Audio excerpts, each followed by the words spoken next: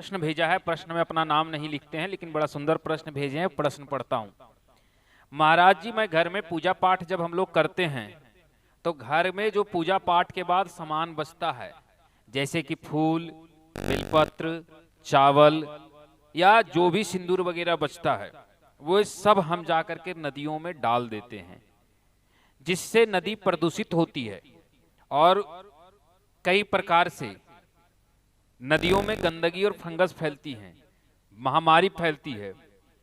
क्या हमारे यहाँ कहा जाता है कि ऐसा करने से नदी में ही डाला जाता है तभी शुभ होता है, तो क्या इसकी आवश्यकता है कि हम पूजा पाठ के सामान नदी में ही विसर्जन करें? जिन्होंने भी यह प्रश्न पूछा, बड़ा उत्तम प्रश्न पूछते हैं, लेकिन मैं आपको बता दूं, ऐसी किसी भी शास्त्र वर्णन नहीं है कि आप उसे करें। और सबसे बड़ी बात है कि मैं एक ही चीज कहूंगा कि आप नदियों में मत डालें, ना डालें।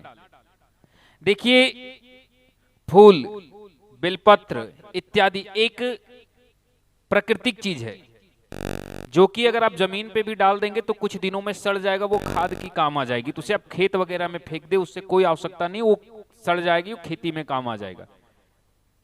और रही बात चावल, तो चावल को आप खुले स्थान पे रख दे, जैसे पत्थर पे रख दे, छत पे रख दे, इससे चिड़ियां खा जाएगी। मैं एक यज्ञ की कथा बताता हूं। मैं एक जगह पे गया था, तो वहां कोई यज्ञ कर रहे थे। तो मैं जब यज्ञ करके निकलने लगा तो महाराज जी पूछे कि महाराज जी, यहाँ पे यज्ञ में बहुत सारी चावल लगी है, इसे नदी में डाल दूंगा तो कोई दिक्कत? मैंने बोला अगर यहीं डला रहेगा तो कोई दिक्कत? उन्होंने बोला नहीं। मैंने बोला रहने दो, या तो फिर छत पे डाल दो। महाराज बोला महाराज जी इससे क्या होगा? मैंने बोला देख लो डाल करके। उसने डाल दिया।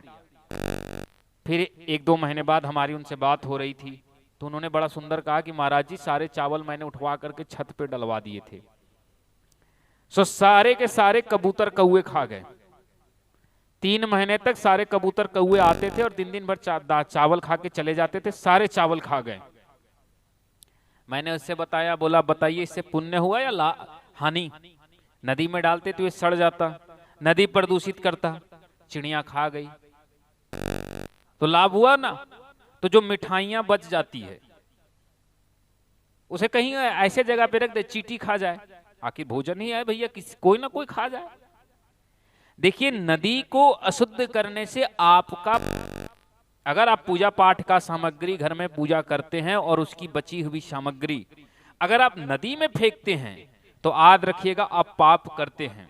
आप जितना पुण्य नहीं किए उससे ज्यादा पाप किए, क्योंकि आपकी पूजा सफल हुई, ईश्वर सुने नहीं सुने ये कोई नहीं जानता, लेकिन आपने नदी को प्रदूषित किया, उसमें जो गंदगी गई उससे जो महामारी होगी ये संसार देखेगा, और ये प्रत्यक्ष है कि आपने नदी गंदी कर दी। इसीलिए पुण्य किया सो किसी ने ना देखा, और पुण्य आपकी स्वीकृति हुई या नहीं हुई ये कोई नहीं जानता, लेकिन आपने पाप जो किया ये संसार को प्रभावित करेगा, ये पाप आप ज्यादा कर रहे हैं। और दूसरी बात, हमारे देश में, हमारी संस्कृतियों में नदी को माता कहा गया, गंगा माता, यमुना देवी, हमारे यहाँ जितनी भी नदियां हैं सबको माता से संबोधित किया जाता है। अब आप समझिए, क्या माता के आंचल में गंदगी फेंकना शोभा देता है? क्या शोभा देता है? नहीं ना देता है। इसीलिए हमारे यहाँ नदियों में कचरा फेंकने की परंपरा नहीं है। नदियों में कैसी कचड़े फेंकी जाती है? तो जैसे आपने कहा गया है कि अगर आप मीठे कुछ हो जाए या गीली आटा का अगर हलवा वगैरह बनाए तो आप पानी में फेंक सकते हैं, लेकिन तब जब उसे मछली खा जाए या मछली हो। अब तो नाला, मैं तो देखता हूं, मैं जमशेदपुर झारखंड में गया था तो मैंने देखा पूजा वहां सामान फेंका हुआ बहुत सारा, और कहां पे? तो एक गटर का नाला बहता उसमें। मैंने बोला ये कौन धर्मात्मा लोग हैं भैया जो इतना पुण्य कर रहे हैं कि सारी गंदगी इस गटर में डाल रहे हैं? अब फूल है ना भैया, कहीं खुले खेत में फेंक दीजिए, कुछ दिनों में सड़ जाएगा, खाद की काम करेगी।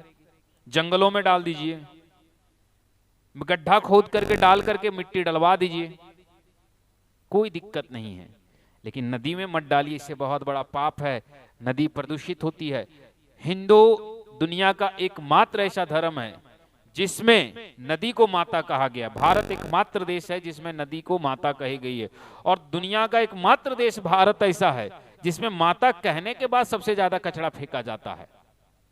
अब आप बताइए, अगर एक साधारण व्यक्ति नदी में टॉयलेट भी कर दे या उसमें मूत्र त्याग भी कर दे तो हम क्या कहेंगे कि चलो उसने गंदा किया, लेकिन अगर एक हिंदू कर दे तो क्या कहेंगे?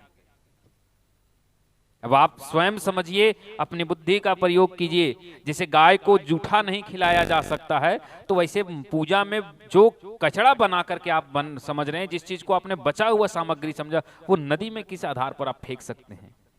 अब स्वयं का तर्क लगाइए। जब घर का जूठा खाना गाय को बहुत कोई संत समाज खिलाने से मना करते हैं, तो फिर जो पूजा पाठ में कचड़े इत्यादि बच जाते, प्लास्टिकें बच जाती है, छोटी छोटी पैकेटें बच जाती, उसे नदी में फेंकने का अधिकार आपको कौन सा शास्त्र देता है? नहीं ना देता है। इसलिए पूजा पाठ की सामग्री को आप कहीं ना फेंके। मेरे हिसाब से जो भी करना है शास्त्रगत करिए, ठीक है, नहीं करते तो भी ठीक है, परंतु अगर आप पूजा कर रहे हैं तो इसका यह अर्थ नहीं है कि आप पूजा के नाम पे नदी को दूषित करें। नदी आपकी निजी संपत्ति नहीं है। और दूसरी चीज, नदी हमारे धर्म में पूजनीय बताया गया। बिना जल के तो पूजा भी व्यर्थ है, और अगर आप उसी जल को दूषित कर रहे हैं तो आपकी पूजा ही व्यर्थ है। ठीक है, तो नदी में कचरा फेंकना मैंने भी कह दिया महाराज जी के थ्रू से, है ना।